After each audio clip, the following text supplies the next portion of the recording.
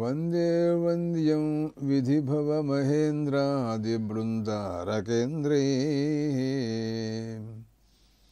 వందే వంద్యం విధిభవమహేంద్రాదిబృందారకేంద్రే వ్యక్తం వ్యాప్తం స్వగుణగణతో దేశతః కాలతశ్చ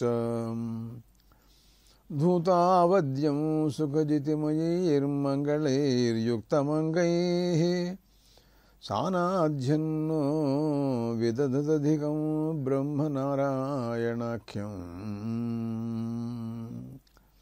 జ్ఞానేన రంశమథ కర్కశ తర్కఖండే సింహాంశమేకమపి తద్వివిధం సమర్చ్య తేన స్వయం తదభవద్గురురాజయోగాత్ శ్రీమండలీకగురుమండలమాశ్రితోహం.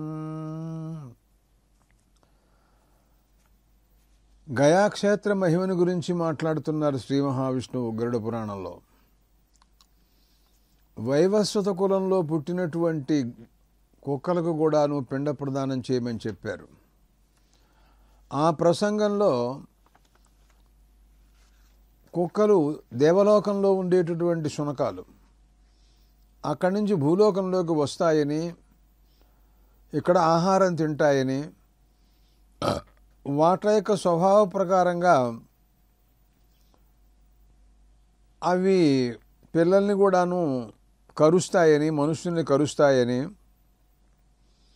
ఆ కరిచినప్పుడు విష జంతువులు కాబట్టి విషం ఎక్కకుండా ఏకాగ్నికాండలో స్వగ్రహగృహీతారం అని అంటూ ఆపస్తంభ మహర్షి శాంతి మంత్రాలను కూడా చెప్పారు. వాట్ల వివరాలన్నింటినీ కూడాను మనం విన్నాం.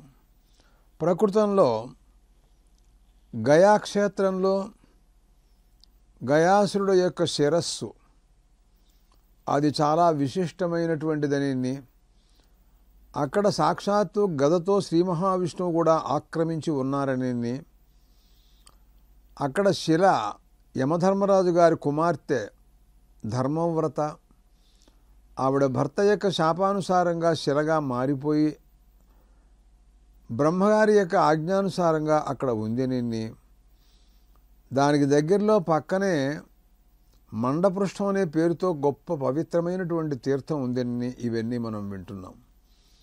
ఈ రోజున చెబుతూ గరుత్మంతుల వారితో మాట్లాడుతూ శ్రీ మహావిష్ణువు అన్న మాటలు చూసినట్లయితే, ఏమోయ్ గరుడా, ఫల్గు తీర్థం అని ఒకటి ఉందయ్యా అక్కడ. పృథివ్యాం యాని తీర్థాని ఆ సముద్రాత్ సరాంసిచ ఫల్గు తీర్థం గమిష్యంతి వరమేకం దినే దినే అన్నారండి. ఆ ఫల్గు తీర్థం ఎంత గొప్పదో చెప్పలేం కదా. ఎంత గొప్పది కాకపోతే సముద్ర ప్రభృతి మొత్తం ఈ భూమండలంలో ఉన్నటువంటి సరస్సులు అవన్నీ కూడాను ఆ ఫల్గు తీర్థం దగ్గరికి వచ్చి ఒక రోజున దాంతో కలిసి దాన్ని సేవించుకుంటూ వెళ్ళవలసిందే అందరూ కూడాను. ఎంత గొప్పదో, ఇంతమంది సరస్సులు వచ్చి ఆ ఫల్గు తీర్థాన్ని సేవించుకుంటూ వెళుతున్నారటండి. దాన్ని బట్టి దినమేకం దినే దినే వర్షమేకం దినే దినే, ఏదో కొంతకాలానికి ఒకసారి, సంవత్సరానికి ఒకసారి అట్లా ఏదో ఒక లెక్క పెట్టారు వాళ్ళు. అప్పుడు అందరూ రావాల్సిందే. మనం చూడండి, ఒక ఉత్సవం చేస్తున్నాము అంటే దానికి అందరూ హాజరవుతారు, చూసారా?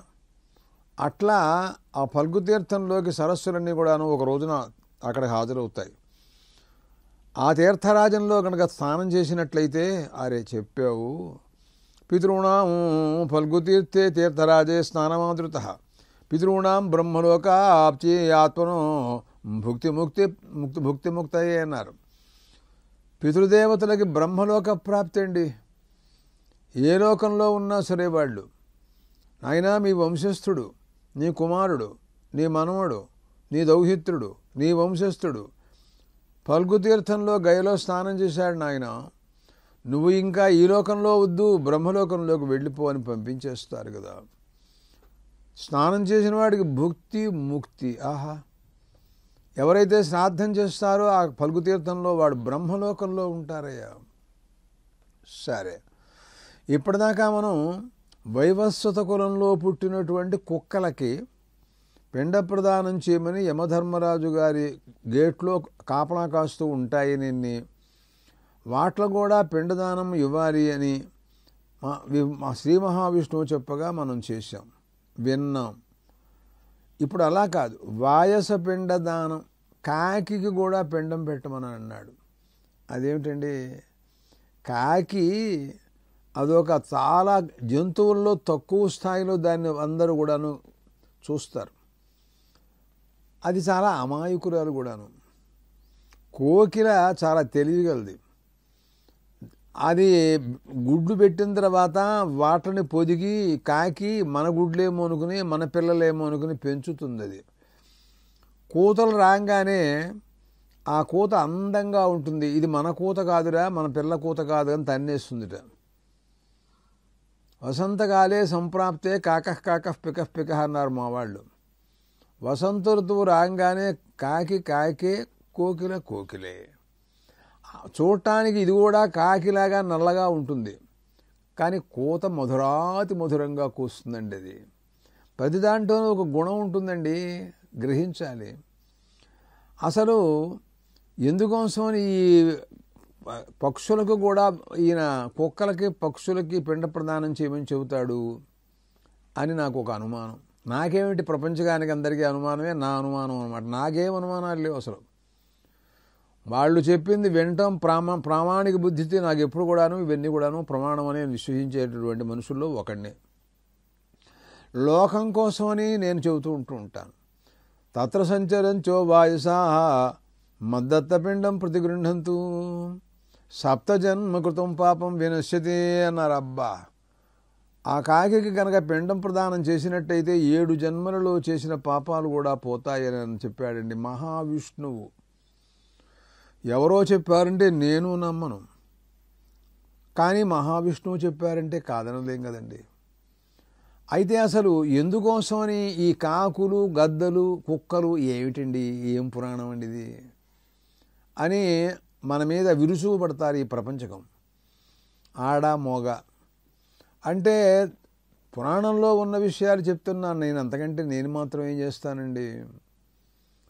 అంటే చూడండి, గయాక్షేత్రంలో మహర్షులు చాలామంది గద్ద రూపంతోనూ కాకి రూపంతోనూ తపస్సు చేశారటండి. వాళ్ళు గద్ద రూపంగా మారిపోతారు. వాళ్ళు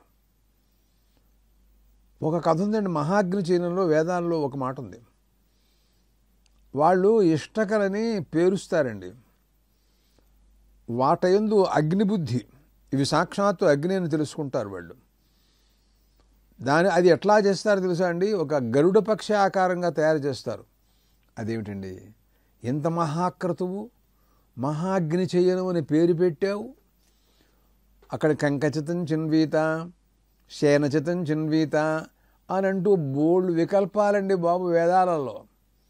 ఈ రకంగా చేయమని చెబుతున్నారు. చాలామంది గద్ద ఆకారంతో రెక్కలు, ఒక గద్ద అలాగా చేస్తున్నారు ఇప్పుడు. సరే, బాగానే ఉంది. ఇప్పుడు ఇంతగా ఏమంటావు నువ్వు అంటే, వయసాం వా ఏష ప్రతిమయా చీయతే అని అంటుందండి శృతి. వేదం చెబుతున్న మాటలండి. మీ అందరికీ వేదాలు చెబితే గొప్ప కదండి. మీరు మిగతావి వినరు కదా, నమ్మరు కదా.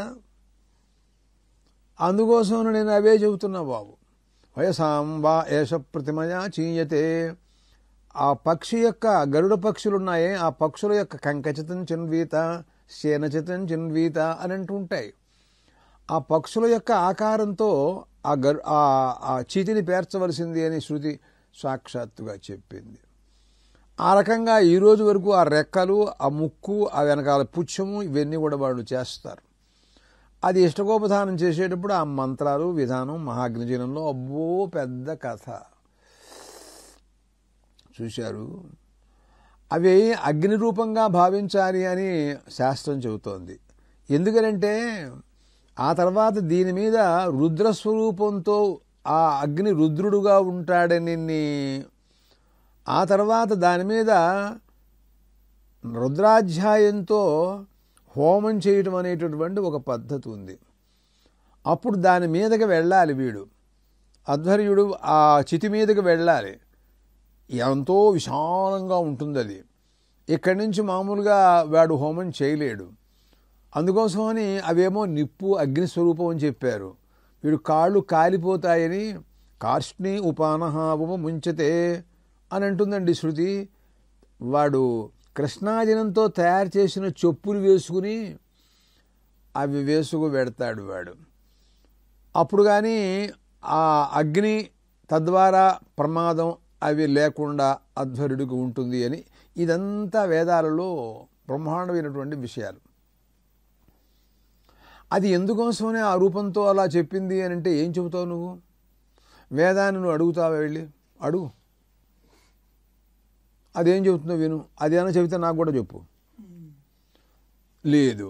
తర్వాత ఇంకొకటి, అసలు అది అగ్నిస్వరూపంతో ఉంటుంది అన్న సంగతి నీకు ఎట్లా తెలుసు? శృతి చెప్పింది కాబట్టి తెలుసు. కానీ ప్రత్యక్షంగా కూడా ఇంకో వాక్యం అక్కడ ఉందండి. అవునుందండి, తెలుసా అండి? అసలు రాత్రిపూట పక్షులు భూమి మీదకి వాలవు అని ఒక ప్రసంగం మొదలెట్టాడు చోట. అది అంటాడు, అక్కడ మాట్లాడుతూ అంటాడు, నక్తం దృశేదీప్యతే సర్వావా ఇయం వయోభ్యో నక్తం దృశేదీప్యతే. పక్షులు రాత్రిపూట ఆకాశంలో సంచరిస్తూ ఉండటం మనకు తెలుసు కదా. సహజంగా సాయంకాలం అయ్యేటప్పటికల్లా ఏ చెట్లునో ఏ గూట్లోనూ దాక్కుంటాయి అవి.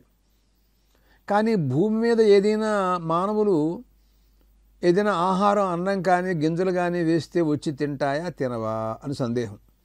అవి రావుట కిందకి. అవి నువ్వు చూశావా అని అడిగాడు. ప్రతిదానికి మనం చూశావా అని అడగటమేగా మనకు వచ్చిన కథ అదే. అసలు శృతులు చెప్పిన మాట మనం వినం కదా, విన్నా నమ్మం కదా. అంటే అన్నారు, ఆ పక్షుల దృష్టిలో ఈ భూమండలం అనగా ఈ ఇష్టకోపధానంగా ఏర్పరచబడినటువంటి భూమి అన్నమాట దానికి అర్థం. అది దానివలన అది మంట మండుతూ ఒక జ్వాలతో అగ్నిలాగా ప్రజ్వలిస్తూ ఉంటుందట. అది ఆ పక్షి దృష్టిలో. అది కిందకు వస్తే, మంటలోకి వస్తే ఎవరైనా కాలిపోతారు కదండి. నువ్వు పెడతావా మంటలోకి? కాలిపోతారు కాబట్టి అవి రావు అని చెప్పాడు. ఆ విషయం ఆ పక్షులు నీకు చెప్పినాయా అని మన పూర్వపక్షాలు ఇవే కదా. మన పూర్వపక్షాలన్నీ ఇవే. నాకు చెప్పలేదు, నీకు చెప్పేమో నీకు తెలీదు, నీకు చెప్పలేదు, నాకు చెప్పలేదు. మరి నువ్వు ఎలా చెబుతున్నావు ఈ విషయం? అంటే మహర్షులు ఈ విషయంలో పక్షి రూపాన్ని తాల్చి వాళ్ళు చూశారు. వాళ్ళు కూడా పక్షులైపోతారు. అయిపోయి చూస్తే భూమండలం అంతా కూడా ప్రజ్వలిస్తూ ఉన్నట్టుగా కనపడుతోంది. అంటే మనకున్న సందేహాల్ని పోగొట్టడం కోసమని వాళ్ళు ముందే దివ్య దృష్టితో అణిమాది శక్తులు ఉన్నటువంటి వాళ్ళు కాబట్టి పక్షులైపోయి వాళ్ళు అసలు ఎందుకోసం రాత్రిపూట పక్షులు భూమి మీద దిగటం లేదు, శృతి ఎందుకు చెప్పింది అనే విషయాన్ని వాళ్ళు ఒకసారి పరీక్ష చేయడం కోసమని వాళ్ళు ఆ రూపాన్ని తల్చారు వాళ్ళు. అంటే వాళ్ళు పక్షులైపోతారు అవసరం వస్తే. నువ్వు అవుతావా? నువ్వు అవ్వవు. కానీ వాళ్ళు పక్షులు ఎందుకు అయినారు అని ఆక్షేపించడానికి పనికొస్తావు నువ్వు కూడా పక్షి అయి చూద్దాం. వాళ్ళు పక్షులైపోయి చూశారు, వాళ్ళ దృష్టిలో భూమండలం అంతా కూడా మండుతున్నట్టు కనపడింది. అందుకోసమని పక్షులు కిందకి రావట్లేదని వాళ్ళు మాకు సమాధానాలు చెప్పారు మంత్రాలలో. అదిగో అది వాళ్ళ శక్తి. అందుకోసమని గద్ద రూపంతోనూ కొంగ రూపంతో, ఒక ఆయన కొంగ రూపంతో మహర్షి తపస్సు చేస్తున్నాడండి. ఇక్కడ గద్ద రూపంలో తపస్సు చేసినటువంటి మహర్షులు కొంతమంది ఉన్నారు. తర్వాత కిందమనామ మహర్షులు వాళ్ళు మృగ రూపంలో ఉండి తపస్సు చేసినట్టుగా కనపడుతున్నారు. వాళ్ళు ఆకాశం మీద చెట్టగా వేళ్లాడుతూ ఆలకిల్య మహర్షులని కొంతమంది ఉన్నారు. వాళ్ళు ఎలా ఉంటారో తెలుసా అండి మీకు? తల్లకిందులుగా తపస్సు చేస్తూ ఉంటారు, చెట్లకు వేళ్లాడుతుంటారు, గబ్బిలాయిలాగా వేళ్లాడుతుంటారు. వాళ్ళు నువ్వు వేళ్లాడతావా? ఏంటి వేళ్లాడేది? ఎందుకు ఈ కబుర్లు? వాళ్ళ శక్తి ఎక్కడా, మనం ఎక్కడా, వాళ్ళ పరిస్థితి ఏమిటి కొంచెం ఆలోచించుకోవాలి. గ్రంథాలు చదువు, విశ్వాసం పెట్టుకో. అవిశ్వాసంతో ఉండి ప్రయోజనం లేదు, తెలియలా. అందుకోసమని ఆ కాకి రూపంలో, గద్ద రూపంలో వాళ్ళు కొంతకాలం ఉన్నారు.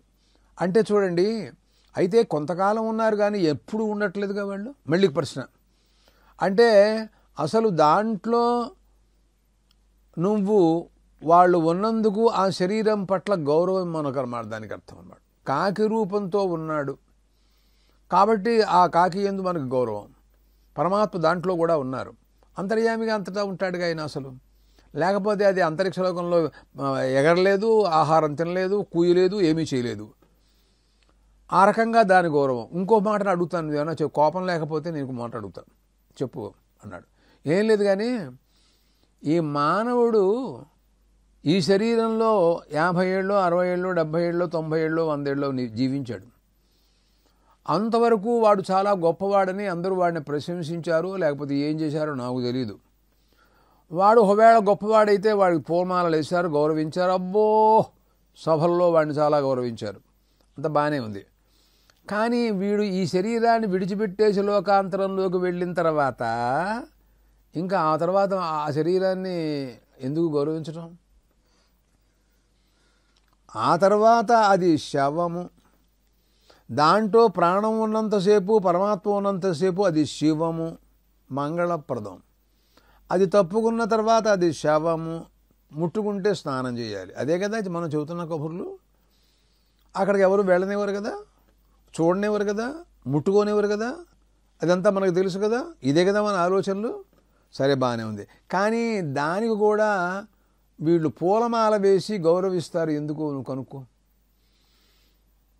అదేమిటయ్యా శవానికి పూలమాల ఏమిటయ్యా అని ఏమన్నా జీవుడు అంతకుముందు ఉన్నటువంటి ఆ శరీరంలో ఉన్నప్పుడు వాడిని గౌరవించినట్టుగా ఇప్పుడు ఎందుకు అని అంటే, ఇంతకాలం ఆ శరీరంలో ఉన్నాడు కాబట్టి గౌరవించటం అన్నమాట, శరీరాన్ని గౌరవించటం. అది కనపట్టలేదా లోకంలో? అట్లాగే పరమాత్మ గద్ద రూపంలో ఉన్నారు. మరి కొంతకాలం ఆ రకంగానే కాకి రూపంలో తపస్సు చేశారు. ఆ కాకుల పట్ల మనకు గౌరవం ఉంది, ఆ ఉపాధి పట్ల గౌరవం ఉంది. నీకు ఏ ఉపాధిలో ఉంటే నీకెందుకు? దాంట్లో ఉన్న విశిష్టమైనటువంటి గొప్ప విషయం ఏదో దాన్ని నువ్వు గుర్తించు. అందుకోసమనే పరమాత్మ అనేక పక్షుల రూపంలోనూ, ఆయన జంతు రూపంలోనూ దర్శనమిస్తుంటూ ఉంటారు. ఆయన అంటే ఏమిటో తెలుసా? ఈ జంతువుల పట్ల మీకు గౌరవం పెంచుకోండి, నేనే దాంట్లో ప్రవేశిస్తున్నాను, దాన్ని గౌరవించండి. మనకు అక్కడ కావాల్సింది ఉపాధి కాదు, అది పంది. వరాహావతారం అంటే పంది.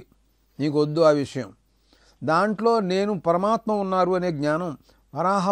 వరాహావతారం, వరాహస్వరూపుడుగా పరమాత్మని ప్రపంచంలో క్షేత్రాలలో విగ్రహాలు పెట్టి మరి ఆరాధిస్తున్నటువంటివి చూడలేదా నువ్వు?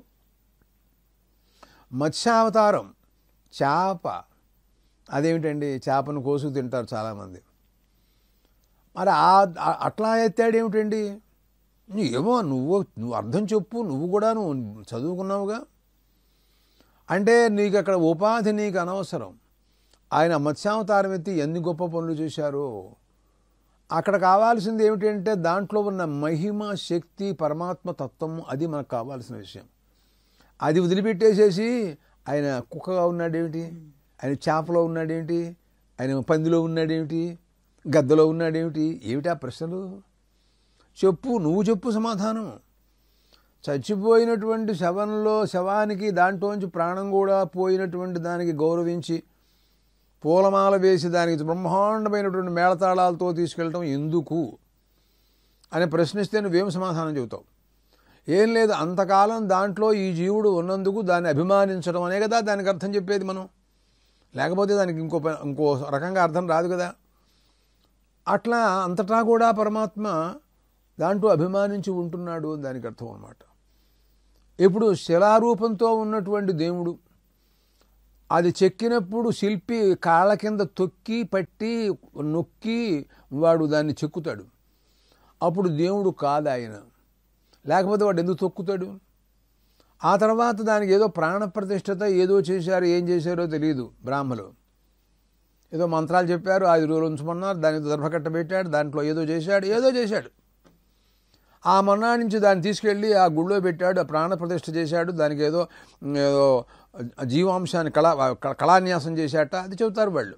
ఆ మొన్నా నుంచి అమ్మమ్మమ్మ వెంకటేశ్వర స్వామి అటు వెనక్కి వెళ్ళిపోతూ కొబ్బరికాయలు ధ్వజస్తంభం దగ్గర కుట్టుకుంటూ, అంతకుముందు ఉన్నటువంటి శిలేగా. అంటే ఏమిటి? దాంట్లో ఆ శక్తి ఉన్నంతప్పుడు మనం దాన్ని అంగీకరించాలన్నమాట. రాయలోనే శక్తి, ఆ రకంగానే కొయ్యలో శక్తి అండి. జగన్నాథ క్షేత్రంలో శ్రీ మహావిష్ణువు కొయ్య రూపంతో ఉన్నాడు. చెక్క, ఇది రాయ, అది చెక్క. అక్కడికే వెళ్ళి ఆ చెక్కకే గౌరవిస్తున్నారండి బాబు. మనకు కావాల్సిన దేవుడు కానీ అది చెక్క, ఇది రాయ అనే మాట మనకు అనవసరం. అక్కడే నీకు లేదే. అది ఆయన కుక్కలో ప్రవేశించాడా? కాలభైరవుడు, కాశీ పెడితే కాలభైరవుడు ఆ శంకరుడికి చాలా ముఖ్యాతి ముఖ్యం. ఆయనను చూడకపోతే మళ్ళీ కాశీ క్షేత్రానికి రారు అని చెబుతారు అందరూ. ఆయన కూడా కుక్క రూపమే ఉన్నాడు. దత్తాత్రేయుల వారి చుట్టూరా వేదాలు కుక్క రూపంలో ఉన్నాయట అని పురాణాల్లో ఉంది. కనపడుతుంటాయి 4 కుక్కలు. ఆయన శంకరుడు చండాల వేషంతో కాశీలో దర్శనమిచ్చాడు వ్యాస మహర్షికి. అర్జునుడికి పంది రూపంలో పందిని పంపించి యుద్ధం చేశాడు. కిరాత వేషం వేసుకున్నాడు శంకరుడు. వాళ్ళు ఏ రూపమైనటువంటి దాలుస్తారయ్యా వాళ్ళు. అదే కాదు, మహర్షులు చాందోగ్యోపనిషత్తులో ఒక కథ. మహర్షులు హంసరూపాన్ని తాల్చే ఆకాశ మార్గంలో వెళ్ళిపోతున్నట్టు, ఆ మేడ మీద జానశ్రుతి మహారాజు ఉన్నట్టు, ఆయన్ని గురించి వాళ్ళు మాట్లాడినట్టు కథ ఉంది అండి. అదేమిటండి ఆ మహర్షులు అలాగా హంసలా అయిపోవటం ఏమిటండి? నీ సొమ్యం పోయింది. అంతరిక్షలోకంలో తిరుగుతారయ్యా వాళ్ళు. నీకు తిరగడం చేత కాదు, అందుకోసం వాళ్ళని నవ్వుతూ ఉంటావు. అదే మనకు కుదరకపోతే అన్నీ నవ్వటమేగా మనం. మనకు కుదిరితే మనం ఏది చేస్తే అది గొప్ప. నేను చేశాను కాబట్టి నువ్వు ఎందుకు చేయలేవు అని వాడిని ఆక్షేపించటం. ఇదే లోకంలో జరుగుతున్నది. ఏమండి, ఏమిటి ఈ పురాణాల గురించి మీరు ఏమంటారు? ఏమంటాం, మాకేం, ఇవన్నీ వినండి మీరు కూడాను. తర్వాత ఇంకా ఇదిలా ఉంటూ ఉండగా గయలో ఆ క్షేత్రానికి ఉన్న మహిమ ఆత్మపిండ ప్రదానం. వాడికి మళ్ళీ తిరిగి వాడంతటా వాడికే పిండ ప్రదానం చేసుకోవడం విధానం కూడా ఉంటుంది అక్కడ. అంటే అదేమిటండి? ఏమిటండి, ఏమంటే ఏం చెప్పంటావా ఏమన్నా? వాడి తర్వాత వాడి కొడుకు వీడి మాట విండు. వీడి ఆస్తి ఇచ్చాడో ఇవ్వలేదో తెలియదు. ఇచ్చినా వాడికి నచ్చలేదు. మా నాన్న నన్ను అన్యాయం చేశాడు అన్నాడు, కోర్టులో వేశాడు. అలాంటి వాడు చచ్చిపోయిన తర్వాత వీడు కర్మ చేస్తాడు. నమ్మకం ఏంటి వాడు? మన గతేమిటో మనం ఇప్పుడే చూసుకోవడం బెటరు. అసలు గయాపురాణం మనకి ఈ పురాణం ఏం చేస్తుందంటే గరుడ పురాణం నువ్వు ఏ దానం చేసుకున్నా తర్వాత కొడుకులు చేస్తారు అనే విషయం ఎడంగా పెట్టు. నీ అంతట నువ్వు చేసుకో, చాలా గొప్ప విషయం అని చెబుతూ ఉంటాయి ఇవి. అంటే ఆ తర్వాత వాళ్ళు చేయరనే అపనమ్మకమా? అపనమ్మకమో ఉపనమ్మకమో నాకు అనవసరం ఆ విషయాలు. చేస్తే మళ్ళీ చేస్తారు. అది వాళ్ళ కోసం చేసుకుంటారు. చేయకపోతే వాళ్ళకి నష్టం. ఎందుకంటే పితృశాపం గ్రస్తులైపోతారు వాళ్ళు. అది వాళ్ళ కోసం, స్వార్థం కోసం వాళ్ళు పిల్ల భార్య పిల్లలు వాళ్ళు క్షేమంగా ఉండటం కోసం వాళ్ళు చేసుకుంటారు. అది మనకు కూడా వర్తిస్తుంది. చెయ్యని పక్షంలో ఏం చేస్తావు? అందుకోసమని స్వయంగా జీవించి ఉన్నంత కాలంలోనే ఉన్న ఆస్తిలో వాడు సంపాదించిన దాంట్లో వీడంతటా వీడే స్వయంగా స్వహస్తంతో దాన ధర్మాలు చేసుకోవడం చాలా ఉత్తమమని గరుడ పురాణం అడుగడుగునా చెబుతూ ఉంటుంది. దాంట్లో ఒక భాగంగా ఆత్మపిండ ప్రదానం. తన కోసం కూడా తన పిండం వేసుకోమన్నాడండి. అక్కడ గయలో శ్రీ మహావిష్ణువు ఆదిగదాధర స్వరూపంతో ఉంటారు. ఒక గద ఉంది ఆయన చేతిలో. ఆ కథావృత్తాంతం కూడా చెబుతాను. ఆ గద పుచ్చుకుని ఆ గయాసురుడు యొక్క శిరస్సు కదలకుండా ఆ గదతో అణిచిపెట్టి వాడి శిరస్సు మీద ఉన్నారు పరమాత్మ.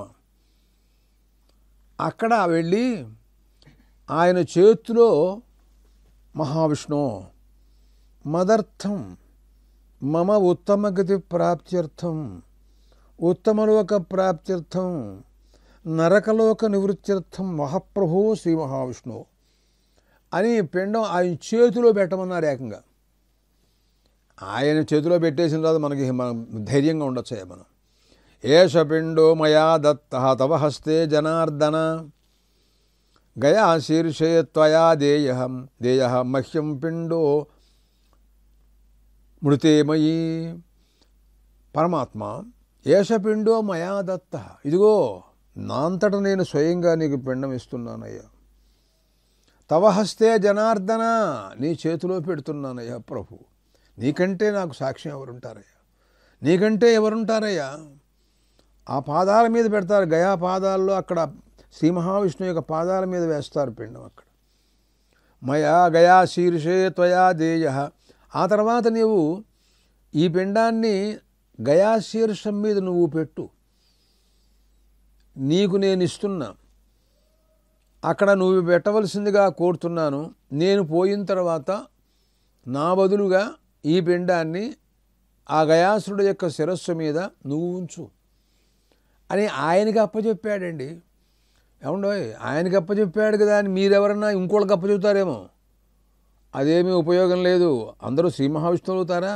ఎవడైనా ఈ మాటలు విన్నాడు అనుకోండి, వాడికి వెర్రితల ఉంటుంది చూసా.